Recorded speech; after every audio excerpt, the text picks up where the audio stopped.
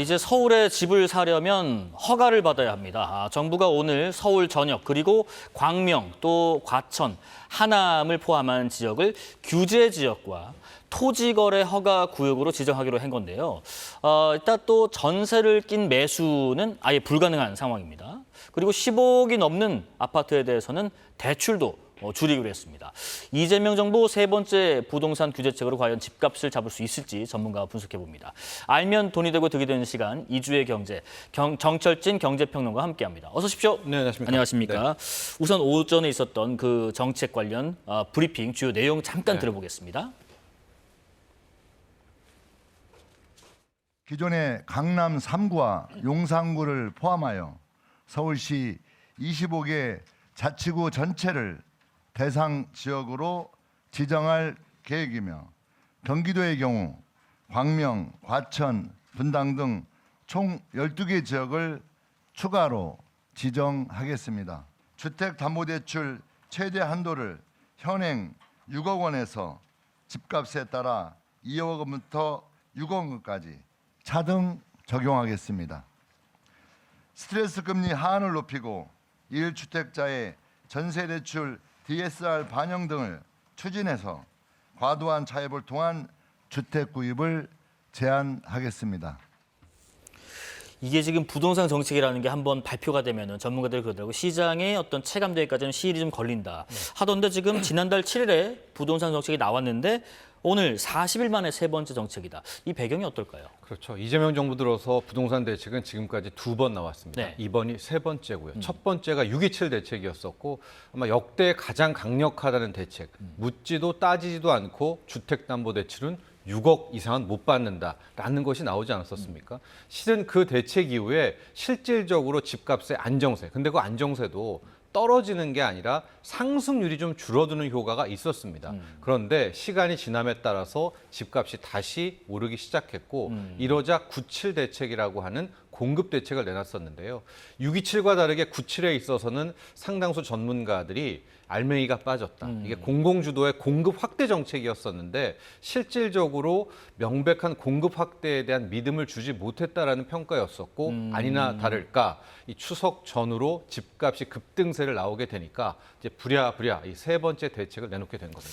지금 뭐 내용을 톱파보겠지만은 세제 규제가 포함되지 않은 것 이것 빼고는 규제가 상당히 이번에 강력한 거다 이런 의견도 있던데 전문가님 의견 어떠신가요? 그렇습니다. 역대 이렇게 강한 적이 있었냐? 왜냐하면 서울과 수도권 12개 지역을 규제 지역으로 묶은 데다가 플러스 알파 동시에 토지거래 후 토지를 같이 묶어놓은 이런 이번에 나오게 된 강력한 규제 대책이라고 볼 수가 있거든요. 이렇게 되면 일단 규제 지역으로는 LTV가 40%밖에 끊기게 되고요. 1주택자 같은 경우에는 또 집 살 때, 팔 때 취득세, 양도세 중과가 되는 건데 여기에 토까지 끼어들게 되면 뭐 지자체 단체장의 허가를 득해야 된다는 거는 기본이지만 일단 2년 이상의 실거주 의무가 있기 때문에 앞으로 서울과 수도권 12개 지역에서는 갭 투자가 안 되는 겁니다. 왜냐하면 자기가 들어가 살아야 되니까 그렇죠. 뭐 전세 끼고 집 산다는 자체가 안 되는 거거든요. 이제 그 정도로 강력하다라고 볼 수가 있겠고요. 이제 다만 시장에서 좀 기대했던 것이 이제 보유세라는 이 보유세 강화라는 세금 규제를 이번에 꺼내들어야 된다는 쪽도 분명히 있었거든요. 근데 그것은 아마 마지막 단계다. 당국은 이렇게 생각한 것 같습니다. 지금 지도를 같이 보면서 설명을 좀 들어볼게요. 규제 지역이 일단 대폭 확대된 게 뭐 기존에처럼 무슨 구 이렇게 찍은 게 아니라 그냥 서울 전체 네, 다 맞습니다. 전체 다 일단 규제 지역으로 됐고 거기에 경기도까지 일부 네. 포함을 했어요. 이거는 어떤 이유에서 이렇게 시행을 한 걸까요? 당국이 이제 이야기를 할 때 국토부에서 암세포가 퍼지는 것과 이제 비슷하게 집값 상승을 표현을 했더라고요. 아하, 지금 네네. 보면 강남 3구가 넘어서 이제 마포, 뭐 성동 이쪽으로도 옮겨왔고요. 이게 이제 다시 서울 전체를 퍼져가고 이런 추이라면은 수도권에서 또 지방까지 가는 것이 시간 문제다라고 해서 아마 첫 번째로 강력한 대책을 나올 때 아예 서울 다 묶어버리고 퍼질 수 있는 대목에서의 12개 지역. 지금 12개 지역 보면 하남시, 의왕시, 뭐 안양의 일부 구역, 용인의 수지구, 뭐 분당, 광명 다거든요. 유일하게 동탄은 또 빠졌습니다. 아, 그러네요. 이제 이거에 대한 이제 전문가들도 이야기를 많이 하는데 동탄을 제외하고서는 다 막아놓은 겁니다. 그러니까 더 이상 퍼지지 못하도록 퍼질 수 있는 한계선까지를 그냥 바로 초강수로 다 뚝을 막았다, 댐을 세웠다, 뭐 이런 표현이 맞을 것 같습니다. 지금 말씀하신 그 경기 남부권 일부 규제 지역 같은 경우면은 그러면은 정비 사업에 일단 네. 영향이 좀 불가피하지 않을까 싶은 게 지금 사실 앞서서는 정부에서 정비 사업을 좀 활성화해서 주택 공급을 확대하게 되는 방침을 썼는데 그런 거랑 좀 앞뒤가 상충되지 않나요?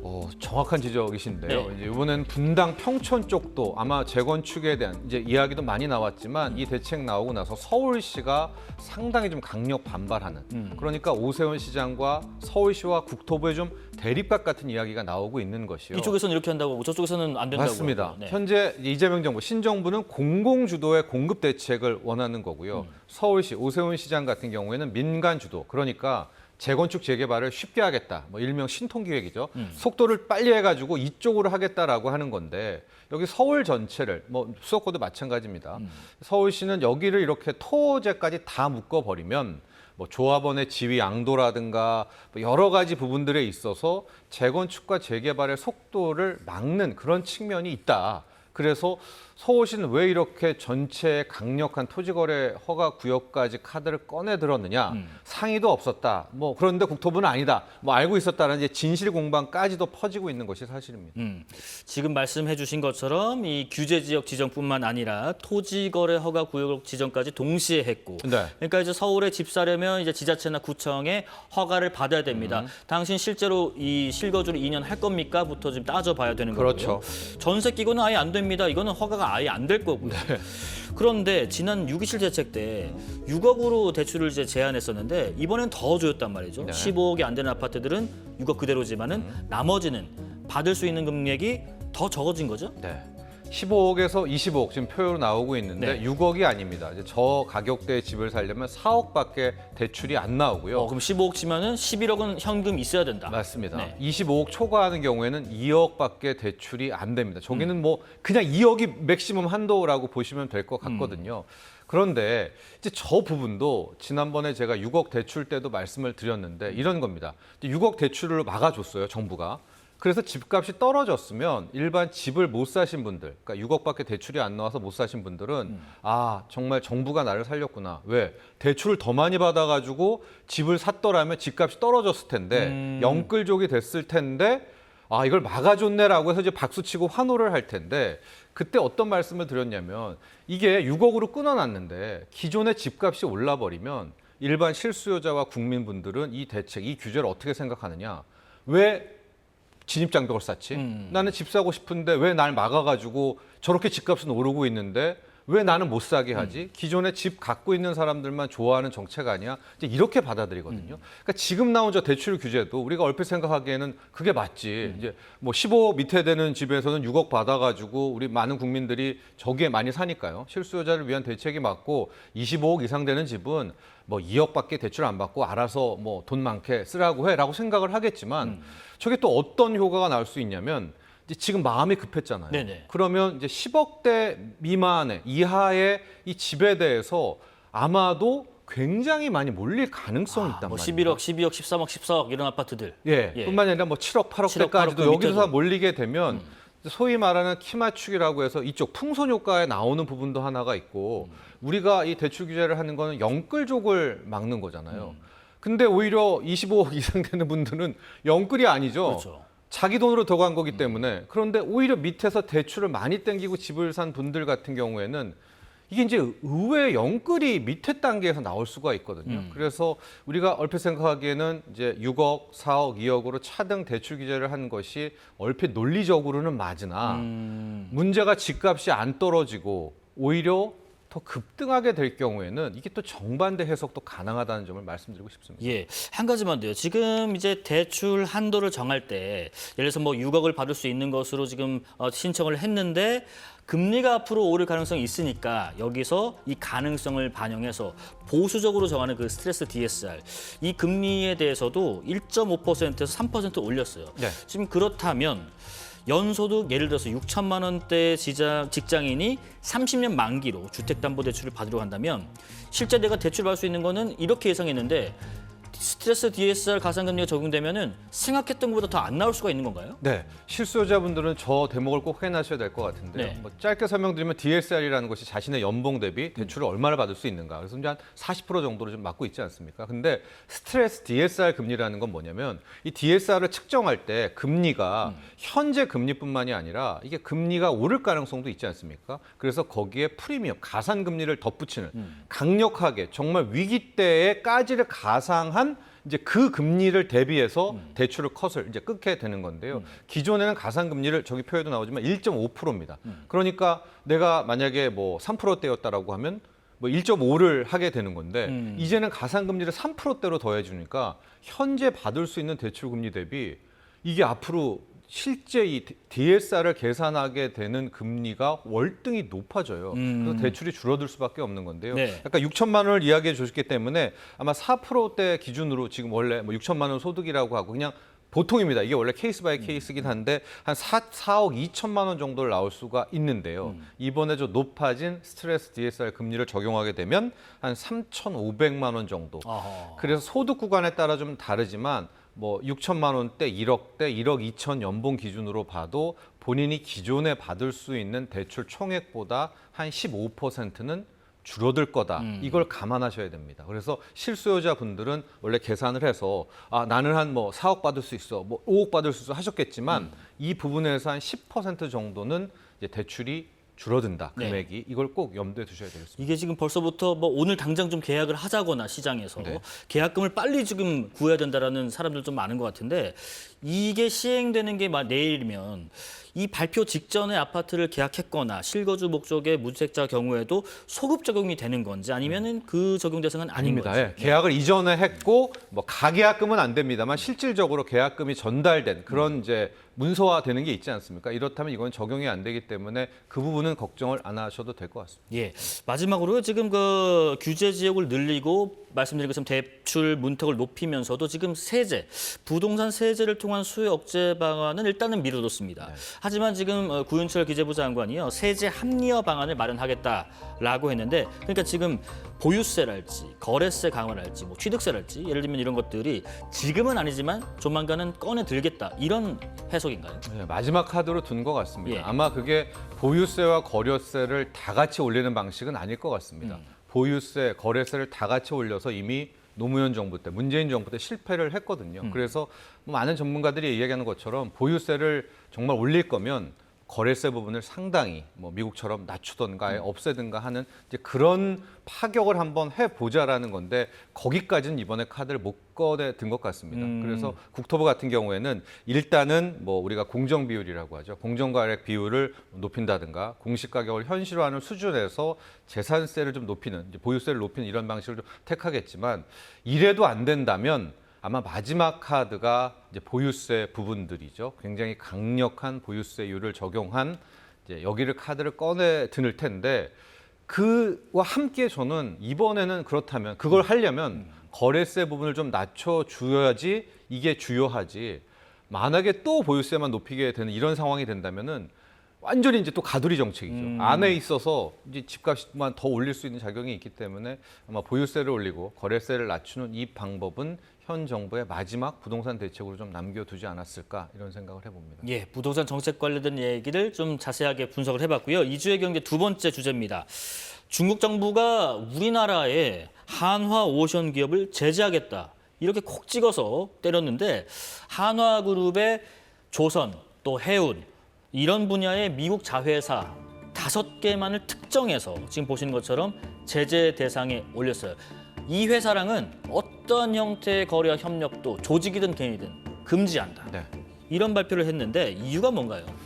중국이 지금 약간 미국의 흉내를 좀 낸다 이렇게 볼 수 있습니다. 미국이 흉내요? 하는 것 중에 세컨더리 보이콧이 있잖아요. 이제 적국에 협력하는 국가에 대해서 함께 제재한다는 이런 건데 일종의 중국은 세컨더리 보이콧 명문으로 우리 하나오션의 미국 내 법인 5개에 대한 제재를 말한 거거든요. 왜냐하면 하나오션이 뭐 필리조선소라든가 하나시핑이라든가 미국에 있으면서 미국에 대해서 오히려 이제 잘해줬다는 그 부분에 대해서 미국 법인에 대한 이제 제재를 발표를 한 겁니다. 근데 이게 일종의 굉장히 상징적인 것이요. 한화오션이라는 본 회사에 대해서는 오히려 태클을 걸지 않았단 말입니다. 게다가 한화엔진이라든가 자신들과 즉 중국의 조선업과 밀접한 관련이 있는 것도 뭐 이번에 건드리지 않았었고요. 미국 내에 있는 이 5개가 중국이 태클 건다고 해서 뭐 피해 볼 일도 실은 없는 회사입니다. 그러니까 어제 발표했던 이 하나오션의 미국 자회사 5개를 이제 제재를 가하겠다라는 것은 굉장히 상징적인 것들. 그러니까 이제 앞으로 이달 말이지 않습니까? 트럼프와 시진핑의 정상회담을 앞두고 이 기싸움이 한창이니까 뭐 미국도 한다면 우리도 한다라는 식으로 아마 이런 상징적인 제재 조치를 취하지 않았나 이런 좀 예상을 해봅니다. 한화오션 US 법인에 대한 자회사 5곳에 대해서 상징적인 조치를 취한 것이다. 그렇다면 한미 조선업 협력에 대해서 이 불만이 있다는 것을 중국 정부가 어떻게 보면은 상징적이긴 해도 노골적으로 드러낸 거 그렇죠. 아니겠습니까? 노골적으로 드러냈지만 이제 예. 그걸 막아야 되는데 뭐 막으려면은 글쎄 뭘 더 강력하거나 구체적으로 해야 될 것 같은데요. 실제 어제 주식시장이 좀 두려워했던 것은 이 상징적인 5개에 대한 제재 때문에 뭐 주가가 한화그룹 주가도 빠지고 조선주도 전반적으로 빠지고 뭐 엔터주, 게임주 싹 다 빠졌거든요. 관광주까지도 빠졌던 이유는 이게 하나오션의 그 미국 법인 5개에서 제재가 끝나는 게 아니라 한알령을 다시 하는 거 아닌가? 한한령이요. 네, 아예 거기까지 이제 시장은 갔던 거죠. 지금 중국인들 무비자로 오고 있는데 이것도 중국이 관광 막는 거 아니야? 뭐 이런 우려 때문에 어제는 증시가 빠졌는데요.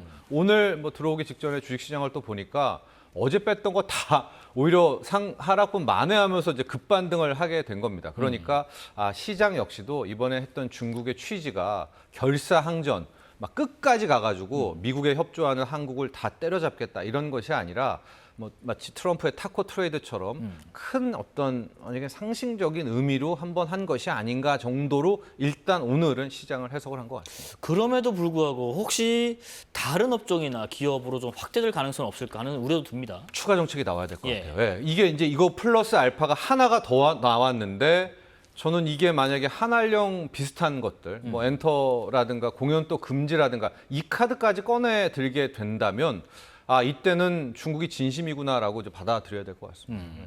자, 마지막으로요. 이주의 경제 주제는요. G20 재무장관 회의에 참석하기 위해서 구윤철 부총리 겸 기획재정부 장관이 미국으로 향했습니다. 일단 보시는 것처럼 구윤철 장관을 포함해서 대통령실 김용범 정책실장 또 김정관 산업통상부 장관도 워싱턴으로 향한다고 하고요.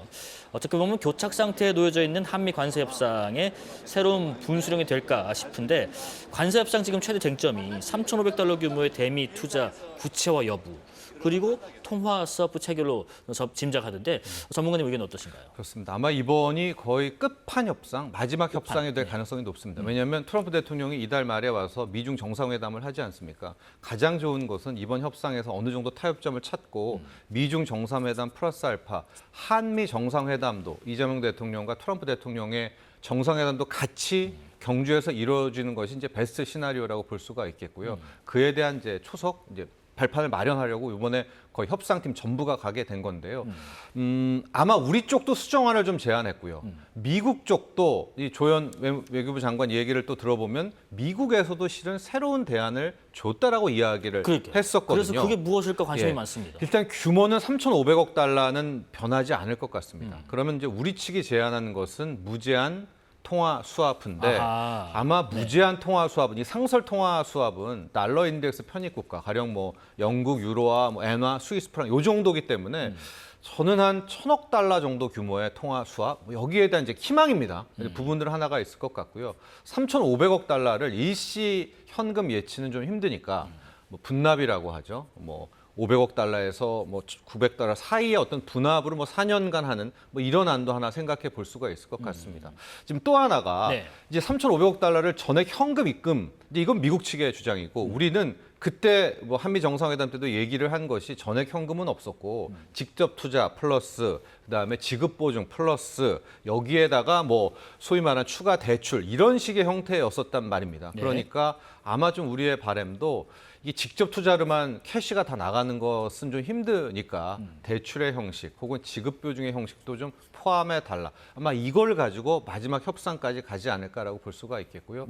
저는 미국 측이 제시한 새로운 대안 그게 뭘까 좀 생각해 보면 아마 실물 부분, 그러니까 조선업에 있어서의 아예 뭐 굉장한 좀 현물 투자 정도로 또 그런 아이디어를 내지 않았을까라는 생각도 할 수가 있어서 어찌됐거나 이번에 가는 협상이 저는 에이펙 전에서의 가장 중요한 마지막 관세 협상이라고 보고 있어서 네. 부디 좀 좋은 성과를 내기를 진심으로 또 기원해 봅니다. 미국이 제시한 새로운 대안도 우리 정부가 수용 가능한 범위에 있을지 또 우리 입장에서도 말씀하신 것처럼 $3,500 대미 투자의 어떤 방식에 있어서 협상안이 미국에서도 받아들여질지 그런 부분들을 주목해 봐야 될 것 같습니다.